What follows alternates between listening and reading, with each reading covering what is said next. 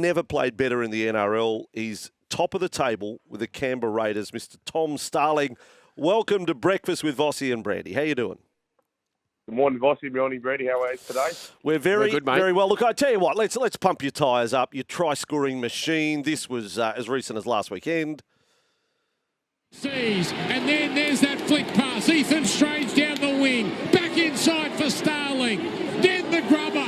Now bodies collide. Llewellyn wins. Starling scores. Everything's happening for you, Tom. Was this part of the plan? Like, could you believe that the Raiders are first? I mean, of course you have goals and we're going to do as well as we can and we want to be in finals contention, but you're sitting first on the ladder going into round 18 and you've got a new contract, Tom. The sun's never shine brighter. Yeah, it's obviously been a really good start to the season and, it's always nice to be sitting up the top of the ladder and, playing good footy. So, the boys are growing in confidence each week, but we know we haven't really achieved anything yet. We've still got a long way to go, and this is coming to the pointy end of the season when the games really start to matter and lead into semi-finals. So we're definitely drawing on all the we've had, but we've still got a long way to go. Tommy, we talk about the Raiders every weekend, every game that you blokes play, and you can't help but be over the top in your enthusiasm for what has transpired so far this year. And I just say, I think most of your players are having career best seasons. Like when you go through the individual, when you go through the team, and you could start at fullback and go right down to the number 17, guys are playing their best footy. And it's an athletic, tackle-breaking, offloading side, like from, again, fullback through the interchange players as well.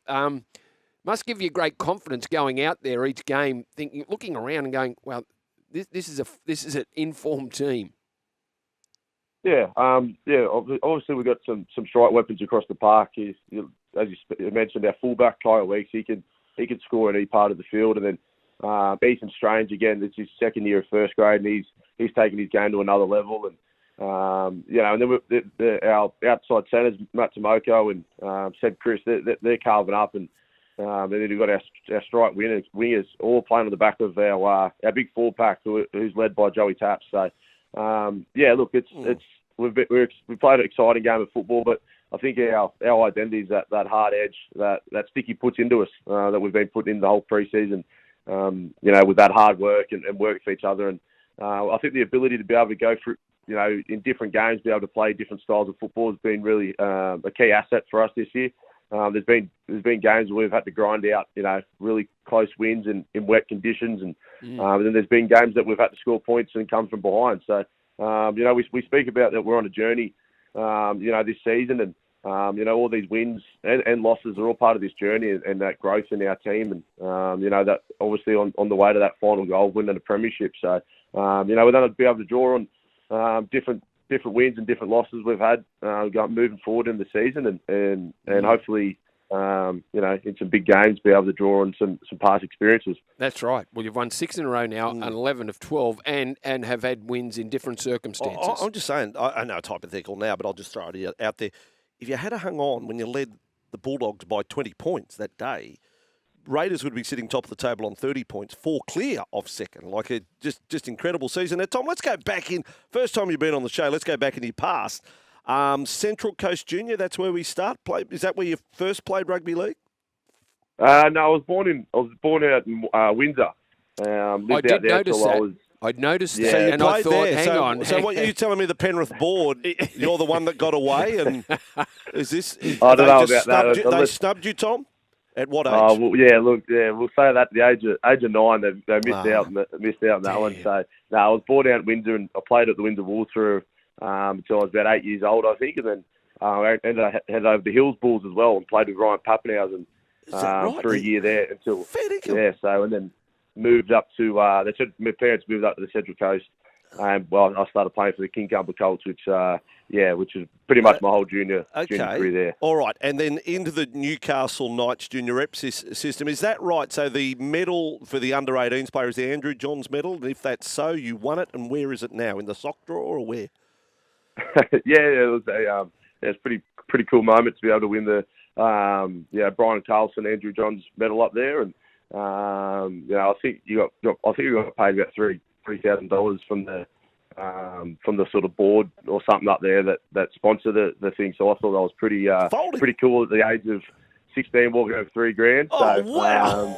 It was now we're talking. Pretty cool. I thought I was the man walking around. So put it on red. One that had a pretty red hot side up there. Up there in Newcastle, coming through the junior grades together with.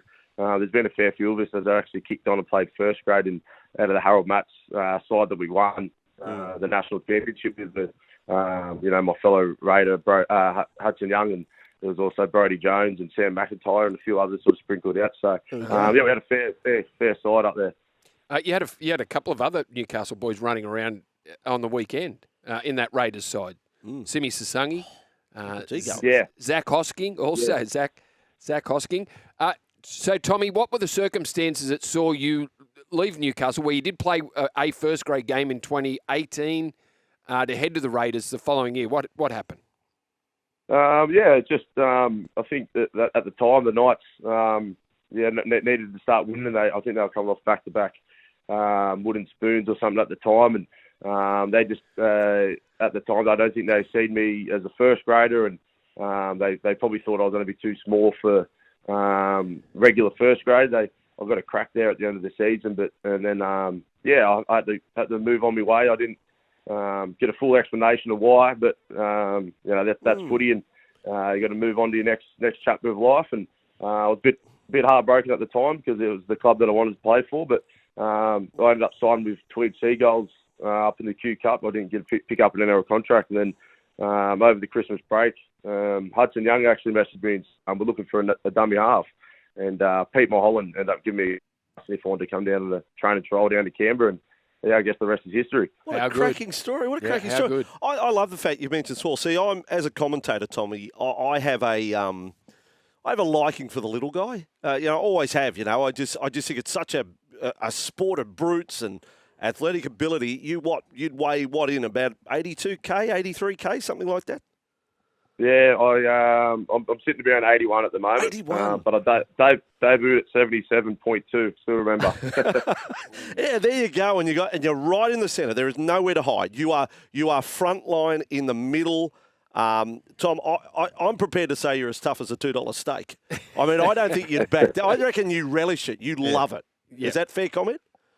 Yeah, I do love it, mate. I was actually a halfback coming up through, my sort of local league side and stuff like that. But the Knights ended up putting me in the middle to play dummy half because as a halfback I was always defended in the middle and trying to tackle the big blokes. So I do love all that physicality. I love I love being that person in the team that's flying out of the line and trying to put a big shot on and inspire the team and stuff like that. And my dad's always instilled that in me from a young age. Is you got to be tough. I do enjoy that side of the of footy for sure. And you just tell us the circumstances in your new deal. How's that come about? I guess it's come about because you've been in great form. That's why. Yeah, it's I was coming off contract at the end of the year, and the Raiders sort of just wanted to hold off and wait and see how the start of the season went, and I thought that was a good plan. And I just said to my manager, I'm going to start the start of the season off, and I've got the starting jersey, which is always helpful. And I think every time I've been challenged in my footballing career, and I've always rose to the occasion. And so I think it's brought the best out of me to try and earn another deal. I'm obviously very happy to be able to stay here at the Raiders at this club, and they gave me a second chance of playing first grade. And I love it down here. I love the playing group that we've got at the minute. It's a good bunch of boys, and I love the town, but also the club, the people inside the club. They sensational, Tom. You've done an incredible job. Thank you for coming on the program this morning. All the best for the weekend and the remainder of the season.